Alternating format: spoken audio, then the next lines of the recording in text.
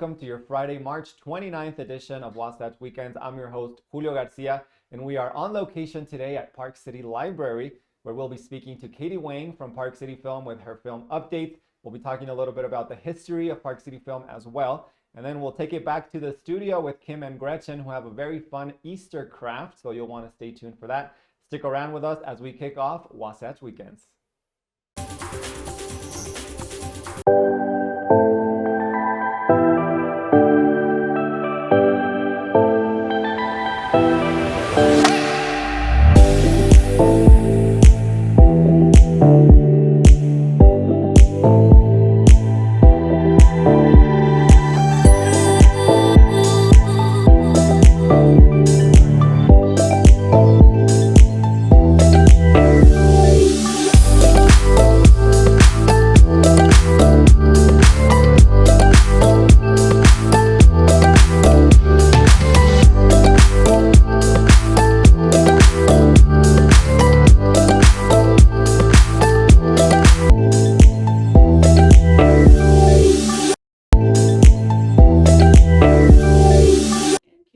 Ladies and gentlemen, welcome back to Wasatch Weekends. I'm very excited to be in person with a very special guest that you all know and love, Katy Wang from Park City Film. Katy, thank you for meeting us here at the Park City Library today. It's great to meet you in person finally. Yes, it's great to have you back in Park City. It's been a while.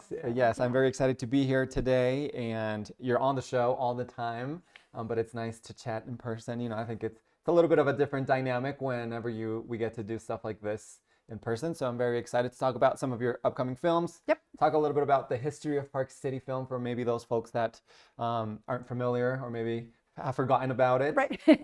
And yeah, I'm just excited to have you here in person today. Absolutely. So let's start off taking a few steps back to some of that history. Maybe tell me a little bit about how Park City Film started, Sure. when it started. Yep. All of those details. So we actually started in the building we're in here today. Yes. So this was the original high school for Park City, built in 1928. I learned that earlier today. Yep. Yeah. It went into disrepair, it was the high school, and then it became the middle school, and then it was in disrepair for a while. And then Jim Santee, who was the music teacher at the high school, he loved this building. He's like, this building is not going to go down. It is not going to get torn down and become a condo or whatever they were thinking about with the library field. And so he's in here kind of shoveling the basement and making sure it's, kind of staying together. And so then they renovated the building in 1995, and Sundance Film Festival was just getting a little bit larger, and they needed another venue to expand into. And so they told the city, like, listen, if you renovate the auditorium, which is what now is the Jim Santee Auditorium, and we will put in all the equipment, we'll make it a world-class movie theater for the Sundance Film Festival. And then they talked to the Arts Council and said, hey, if you can staff it, get some volunteers, they can sell concessions, give out tickets, all that kind of stuff. We'll bring back some Sundance films throughout the rest of the year. And the community was thrilled, right? Because at this point, there were no places to see independent cinema in Park City. The Sundance Film Festival was too crowded, which you can imagine 95 is kind of laughable by today's standards.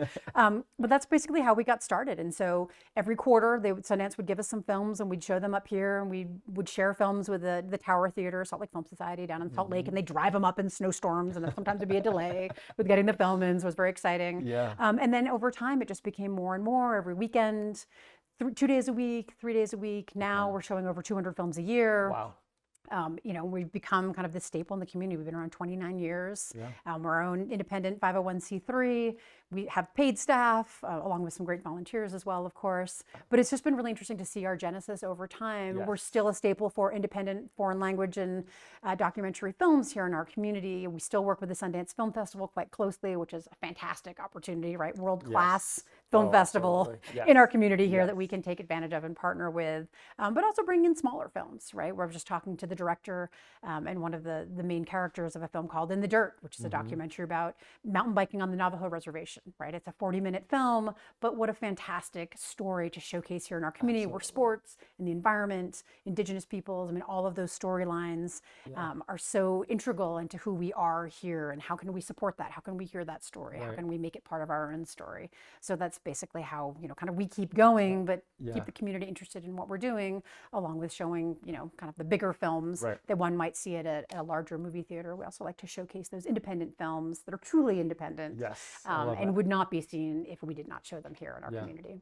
It's so interesting to talk about kind of that evolution, and kind of how that so many different moving parts that kind of came together to make this all happen and to turn the auditorium into what it is now, and then kind of that evolution of Park City Film. And I know you guys now are showing a ton of films, like you mentioned, 200, over 200 a year. Screenings a year. And the auditorium is named after Jim Santee. Yes. His wife actually just recently passed away, his widow. So that was a sad kind of Yes, chapter in right. the Santee family's life, but just a fantastic tribute to him and what he gave to our absolutely. community. And it's still in this building. It is the only room that is being used as it was originally designed. Certainly updates have been made over time, but it is still basically the auditorium and the gathering place for our community here. And which is that's kind of fun. where you all show the majority, if not all, of your films, which is kind of what I want to get into next. What's the film that's upcoming for this weekend? Tell me a little bit about what we can expect. Sure. So this weekend we have a film called Origin. Ava DuVernay is the director. She is fantastic. Hopefully needs no introduction, but has just made her way as a Black director in Hollywood. As a woman, just has been making waves in terms of just establishing her place in the movie making world. And this film is no exception to that. It's based on the best-selling book, New York Times bestseller, called Cast: The Origins of Our Discontents. Okay. And it basically follows the premise is it follows the author of the book as she's writing the book. Okay. So it is a film about collective grief, it is about structural racism, but it's about her journey looking at racism in America, looking at Jim Crow South, Nazism in Germany, the caste system in India, and how those interrelate to each other to perpetuate racism in this country. And it is fantastic. The main actor in it, Anjay Ellis Taylor, is just exceptional actor, and she just emotes so beautifully, kind of how the author, you can imagine, would be grappling with all of these different storylines, but also grief in her own life, right? What does it mean to be a Black woman in America? Right. What are the things that she is facing as, in the film, Pulitzer Prize winning writer, but is asked to write about something that is so, heartbreaking and, something that she faces and her community faces every day. And then how do you deconstruct that? How do you make a change within your writing, within the worlds that you kind of occupy and where you have spheres of influence? So it's a fascinating storyline, and Ava DuVernay is absolutely the right director to bring this storyline together. Absolutely. And I personally love when, or I guess I think film is one of the most impactful ways where we can kind of talk about some of these issues, like the ones you mentioned, particularly in this film. I think film is such a way, a great kind of a vehicle to open up some of these dialogues that maybe a lot of the times we don't. And I love that you all include films like this, and that we can have kind of some of these topics brought to light. And it's kind of like the best book club you never went to, right? Exactly. No one fell asleep in chapter 6. Exactly. Chapter 7, no one's out getting wine. But it's like, after 90 minutes, 2 hours, everyone's kind of on the same page. Right. You can have a real conversation and dialogue about, okay, what did I see? How does this relate to my life? How can I, get engaged with this topic? What does this mean for the world around me? Right. We live in this beautiful place, and it's kind of land of the lotus eaters a little bit, but it's like, we are people of the world, citizens of the world. How do we connect to storylines that either are part of our own story or storylines that, occupy the world around us that we can connect to in a different way? Kind of what makes us all human. That connecting point is always so important with independent film. And I think that's the beauty of film, in a lot of ways, and independent film specifically as well. Now, I also want to get, we talked a little bit off camera. One of the questions that you all tend to get a lot, and a question that I have, is how do you all go about choosing your films, or kind of what that film selection process look like? Sure. So before we get to that, Origin, if you want to see it this weekend, it's please, Friday and Saturday please. at 7, Sunday at 6. You can go to parkcityfilm.org to get tickets online, or just show up at the box office an hour before showtime, and you can get your tickets in person and bring your friends and family and come see this great film. But that's always a question we get, and it's a great question. So unlike live events where you can program out, years in advance, you've got to get, Stray Kids or whoever it is, like it's got to, you got to be on their schedule like years in advance to actually get in there. But with films, the way film exhibition works, kind of the curation piece, I go to a lot of film festivals, I watch a lot of films online, I get recommendations from the community and from other filmmakers and other film bookers, but really looking at what's going to tap into the zeitgeist of Park City, right? What are films that that are going to resonate here with our community? We just showed Pasang a couple of weeks ago about the first Nepali woman to summit Everest, packed theater, right? It's a story that people had not heard, right? We know Everest. We know the Sherpa people, right? But we didn't know that there was this woman who had just broken all these barriers. And what a great story, right? Perseverance, this grit, determination, kind of, overcoming obstacles. I mean, those are stories that in this community, I mean, we're a town of Olympians, right? For large part, that is a story that resonates with people of the outdoors, certainly, but also films that are kind of closer to home. What is a story like Origins, right? This weekend that, again, connects us to the larger world, that are storylines that are happening around us, that are kind of that are conversations that are happening that we can connect to perhaps in a different way. And so we do try to mix it up a little bit. So it's something that's kind of a little bit lighter touch, right? Entertaining, interesting, invigorating, but also films that will make you think. I always feel like with independent cinema and world cinema, that there's kind of a meat to it. That yes, it's entertaining at a certain level, but it's also something that has something you can bite into, right? That you can grab onto and be like, I'm going to talk about this. It's going to, how is this film going to change me in some way? Change how I think, or give me a different perspective on the world. I mean, world cinema does that so beautifully, of like looking at the world through a different lens, through a different culture. And then, to book the films, people always ask like, oh, what are you going to do next, January? I'm like, we don't know yet. I know I'm going to do it. We don't because know it yet. depends on when films are released. Right. And so some films we can get before they're, a big distribution if it's a smaller film like In the Dirt. But if it's a larger film, it really depends on when the studios are going to release them. Certainly the strikes last fall impacted the whole film release schedule. Lots of films were delayed. And so that then impacts us kind of a little bit, farther down the pecking order, right? It's like the big studios, AMC can get things as soon as they come out. We're a little bit after that. So it's kind of that tricky balance of when are things coming in, what's going to resonate with our community. And we only have 3 days to show it. So then balancing it all out in one screen. So how do we kind of put it all out in the order of like, okay, let's lighten it up so it's, hard, impactful film, foreign language film, maybe something a little bit, comedy. And so I really try to look at that whole trajectory. So it's not as much as I love world cinema, we probably don't want to do a foreign language film every single weekend for months and at a time, just because, we want to mix it up a little bit. And there's so many great films out there that's not too hard to do, but it does take a conscious effort of like, okay, how do we slot these in so that it works out and kind of makes a nice mosaic for people to participate in. Absolutely. Keeping that balance, I love that. And I love that approach. And I love hearing a little bit about what that process looks like, and kind of how we get from, the process of getting a film on the screen and for people to be enjoying it, like you said. So Katy, thank you for sharing with us today. Origin this weekend, parkcityfilm.org for all the details to get your tickets. And Katy, thank you once again. Thanks for having me. Always great to be here. Thank you so much. We're going to take a short break and we'll be right back with more of the show. So stay tuned. Clear.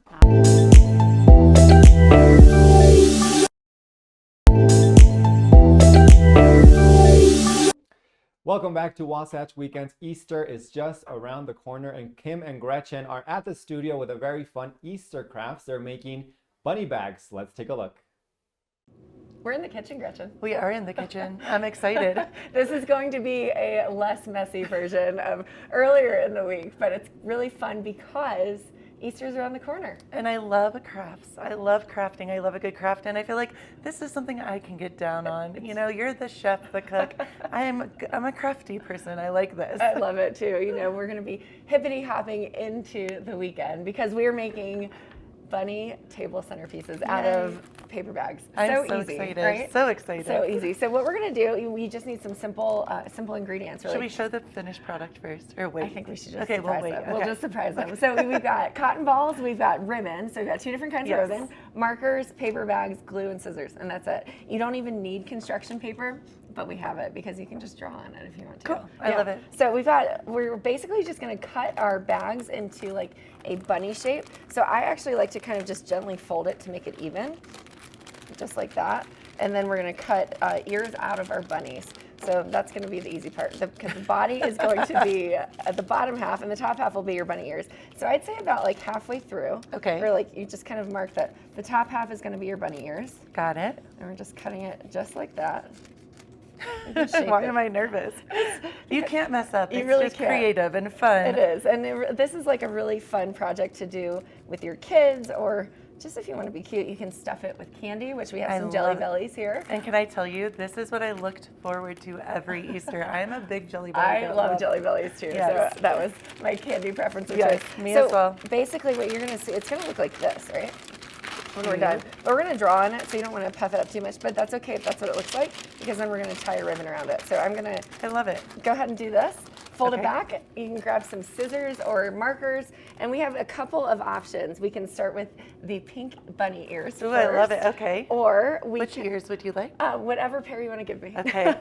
There you go, Kim. Awesome. And if you're wondering like kind of how Gretchen got to that ear side of things, we basically just took a piece of pink paper and just like that. Everything is so easy. Oh, here we go. Yep, you can fold it, you can cut it. She did just like that. So just take your paper and then cut out a couple of ears. It's super simple, just like that, right? But anyways, she already did some for us, so we're super excited. We're gonna go ahead and glue stick them on to our bunny. So cute. I know, it's so And I fun. like that you can have a white bunny, you can have a brown bunny, you It's can have true. a multicolored bunny. It's really like whatever, whatever's available in the grocery store. Whatever your vibe is that day. Whatever your vibe is, or whatever's in stock. Yeah, exactly. I know, right? True story. So we're definitely just glue sticking on to our bunny. Oh, I love this. How cute, right? Oh, this is so easy too. How fun. It's so easy. And then we're just gonna take a Sharpie. I'm gonna cut a little button nose because why not? I like to add a little extra dimension to my bunny. cute. Awesome. And then if you want to grab some markers and just draw a face onto your Okay. bunny, do you want a button nose too? You know, I'll draw. I'll Okay. draw. We'll show the option. And you know what I like about it is like you can do, I like to do like heart-shaped noses. Oh, that's a cute idea. Okay. Thanks, Kim. You're welcome. You're welcome. You know, I'm animals. making sure I have this like, let me So- think. The face is going to be here. So around, you kind of want to go right in the middle here. Yeah, right smack in the middle. Okay, cool. Because we're going to use a ribbon to tie our ears together and to close off our bag, which is great. Well, I don't know how good this heart shape looks, so I'm just gonna round it out. But here we are. While we're doing this, Kim, what is one of your favorite Easter traditions? Oh, geez. You know, I grew up in Virginia, Yes. and I grew up in a family of chefs. So we always do a big Southern Easter dinner, and Oh, I usually love it's that. like fried chicken that's been Oh, marinated in yes. buttermilk overnight, and scalloped potatoes or twice baked, depending on the mood that year. My mom would Oh, always do twice baked. delicious Love that. potato salad. What else do we do? Usually like asparagus or some sort of green Yum. vegetable, and then. What about an egg hunt? We did an egg hunt until everybody was too old for it. My mother still makes me do an egg hunt and I love that. jump around. It's a true story. But now yeah. the eggs sometimes have dollar bills in them, which I love. Which is great. I still get a chocolate bunny every year, which is great Yes. if I'm with my family. But I love it really that. just depends. So drawing a cute little face here, looking great. Cute. I love bunnies. I grew up with I'm like, what two is pet bunnies, so this is Oh, you always a fun did. one. This is What my were their favorite. names? One was named Clover because we actually Clover. found him in a clover patch. He was my neighbor's bunny, and they didn't want him anymore, so they let me keep him. That's and, really And then the cute. other one was Clover. named Ginger Clover and Ginger. because Ginger had the same color hair as me, I love that. which I loved. So drew my bunny. Those I love eyes it. are freaking me out. Super cute. And then we've got two different colored ribbons. So we've got green and then we've got polka dot. But the best part, before we tie off our bunnies, we need to stuff them. So we can do one with jelly bellies, and if you want to do one with jelly Oh, bellies. I would love to. And Thank then you. also the other piece that we didn't miss is cotton balls. So, here comes Peter Cottontail. And you could even do a cute little cotton ball. on Yeah, that. I love exactly. it. Hopping down the bunny trail. So there's a cotton ball for Okay, you. my bunny looks like he's rolling his eyes or her eyes at me. I don't know. You know what? Too early for this bunny. Look at that. Totally, okay. And then the last piece we need is to cut some ribbon. So we need Okay. to have a couple of ribbon lengths. So I'm gonna put cotton balls inside of my bunny, but you can do candy. This can be a great table centerpiece for your kids. So You can cute. put it like around some flowers, or you can just fill it with candy, and it's a great way to add to your Easter basket if you wanted to. I'll just put them in. That works too. Awesome. I'm gonna glue. We've got regular glue for our cottontail. I just can't. There we This go. is so funny. We're just gonna glue it on. My bunny's mocking me. Everybody's Oh, like, Gretchen, what are you doing on a it's Friday too morning?" early. I know. Awesome. So I'm going to cute. stick this on to the back here. So we've got a cute little tail. So Can't cute. really see. There you go. And then we're just going to take our ribbon, Tied around the top. tie it around the top. And you could get glitter and get really fancy with this, which You really I love. could. Yeah. But this is a quick and easy, The options are endless. Easter centerpiece. But I'm going to tie this off. Make sure it's not too covering his eyes, It's a little bow. just like that. And we're going to fluff out his ears. Oh no. I think mine's This a is little the hardest too part, short. I think. Oh nope, that's not gonna work. We'll just tie it really quickly. Do you want Sorry, bunny. one other ribbon? Yes, please. There you go. Got Thank it. you. All right. And you can see, obviously I should have drawn his face a little bit lower, but my bunny's done. Super cute. I love it. Our bunnies mosquito. have character. They do, but just a fun, quick and easy Easter table centerpiece or gift bag, whatever you want to do, especially if you've got like, teachers that you want to say thanks for everything you do.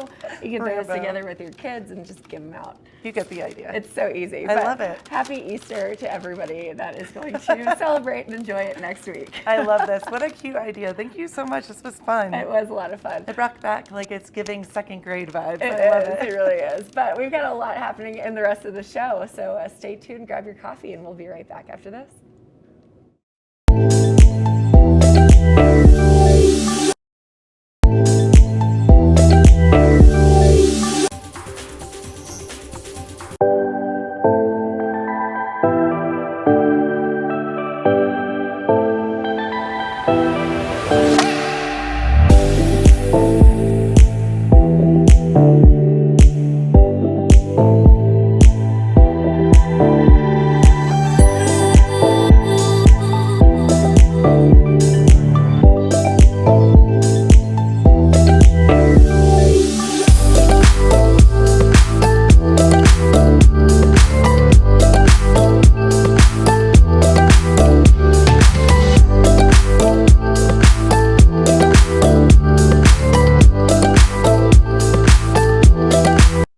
Everyone, we are wrapping up Friday's edition of Wasatch Weekends. Thank you everyone for joining us. Thank you to Katy Wang, who joined us here at the Park City Library today. And also a special thank you to the Park City Library for hosting us. It's been a blast being here on location. We hope to see you back here again tomorrow with more fun here on Wasatch Weekends. Thank you everyone, and we'll see you next time.